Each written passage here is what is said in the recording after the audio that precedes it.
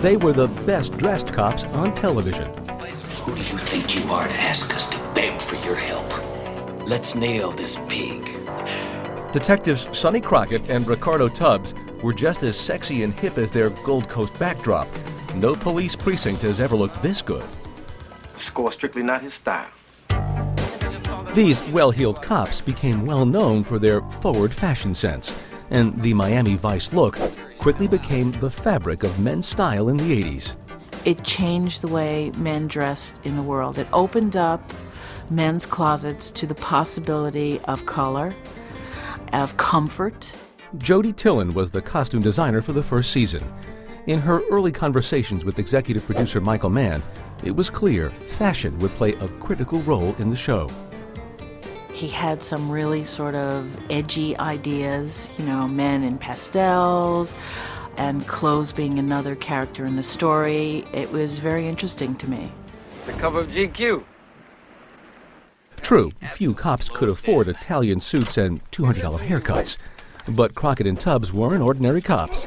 Their clothes had to reflect their day jobs. They had to be involved with drug dealers who spent their money on clothes, jewelry, cars, and women.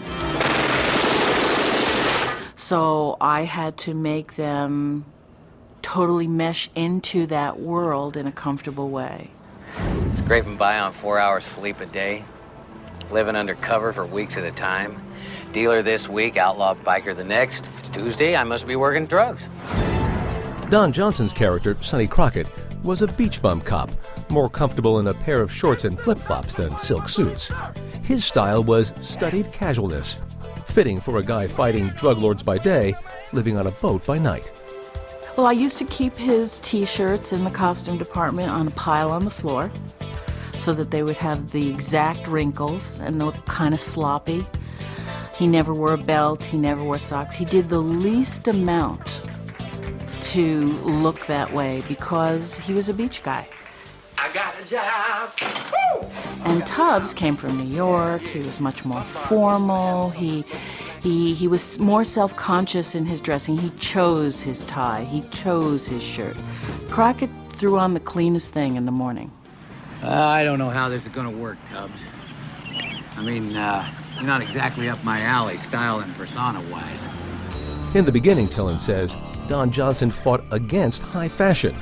He wanted more denim and less linen for his character, more like a cowboy and less like an Easter egg. At first, Don was not comfortable with pastels. He had a different feeling about what he wanted to do with the character. He wanted to wear V-neck sweaters and jeans and cowboy boots.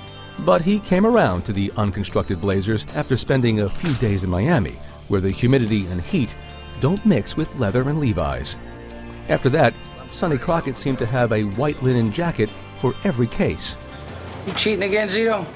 As for Philip Michael Thomas, a self-described clothes horse, slipping into Ricardo Tubbs' $1,000 suits was natural. Do you think Clark McGable did this? As he said in this 1985 interview.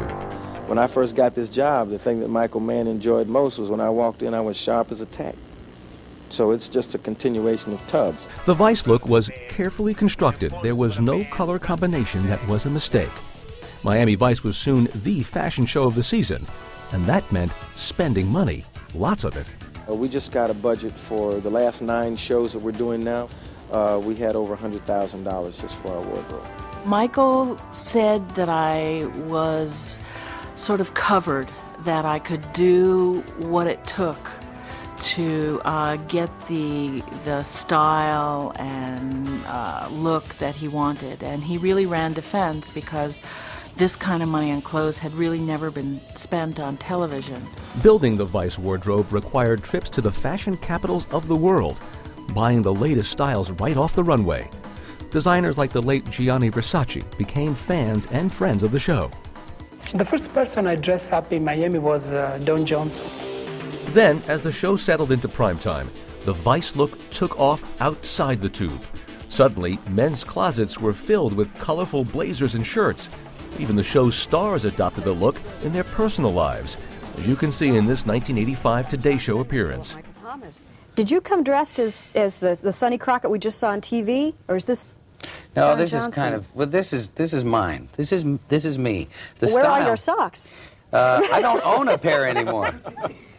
I decided that if you're going to spend $400 on a pair of shoes, that a pair of $12 socks kind of ruins it. American men were throwing away their razors, trying to grow Sonny Crockett's 3-day stubble look. Someone said, why does Crockett always have stubble? And I said, well, he seldom, if ever, wakes up in his own bed. So therefore he doesn't have his shaver and things like that. 3-day stubble, no belts, no socks. They broke the rules of fashion on purpose. Miami Vice wasn't just a TV show. It was the trendsetter of the 80s, influencing how both television shows and their viewers looked. 20 years later, when people think of 1980s style and fashion, they still think of Miami Vice.